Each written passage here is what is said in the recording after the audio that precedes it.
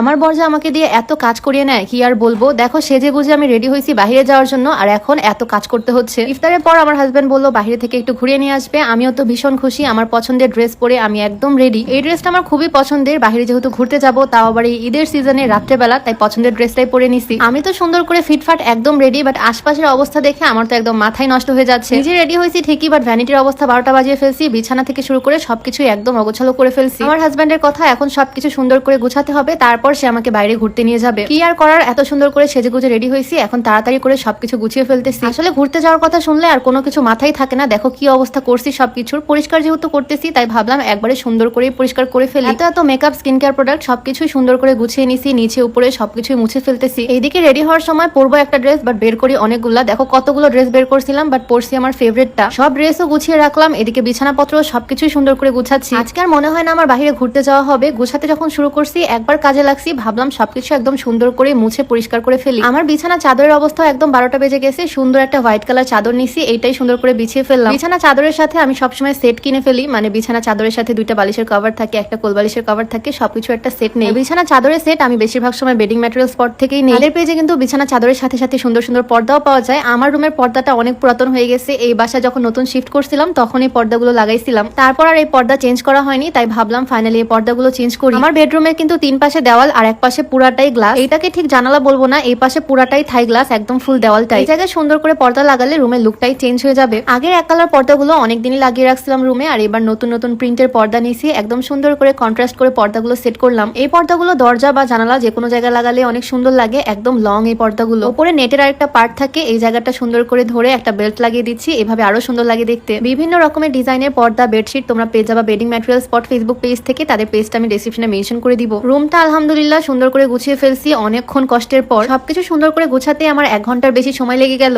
এত রাতে এখন হয়তো আমার হাজবেন্ড আর আজকে আমাকে ঘুরতেই নিয়ে যাবে না, কপালটাই খারাপ। যাই হোক, ঘর বাড়ি তো সুন্দর করে গুছিয়ে ফেলছি ঈদের আগে। আমার এত সুন্দর করে সাজুগুজু করে রেডি হওয়াটাই এখন বৃথা মনে হচ্ছে। ড্রেসটা কিন্তু আমার খুবই পছন্দের, আমার ফেভারিট ড্রেসটা পরে আজকে রেডি হয়েছিলাম। পাকিস্তানি ইন্সপায়ার্ড খুবই সুন্দর এই ড্রেসটা আমি নিয়েছিলাম exclusive fashion corner Facebook page থেকে। এক্সক্লুসিভ ফ্যাশন কর্নার ফেসবুক পেজটা আমি ডেসক্রিপশনে মেনশন করে দিয়ে রাখবো, তোমরা চাইলে ভিজিট করে আসতে পারো তাদের পেজটা। এই ড্রেসটা আমারও অনেক পছন্দের, আর তোমরাও সবাই বলো এই ড্রেসটা পরলেও নাকি অনেক সুন্দর লাগে। আসলে সবাইকে এই ড্রেসটাতে খুবই সুন্দর মানায়। যাই হোক, ড্রেসের কালার কম্বিনেশনটা খুবই সুন্দর। তো আজকের ভিডিওটা লং না করি, ঘুরতে যেহেতু যাওয়া হলো না, এখন সবকিছু আবার খুলে ফেলবো। তো আজকে ছোট্ট ভিডিও এখানেই শেষ করছি। সবাই ভালো থাকো, আল্লাহ হাফেজ।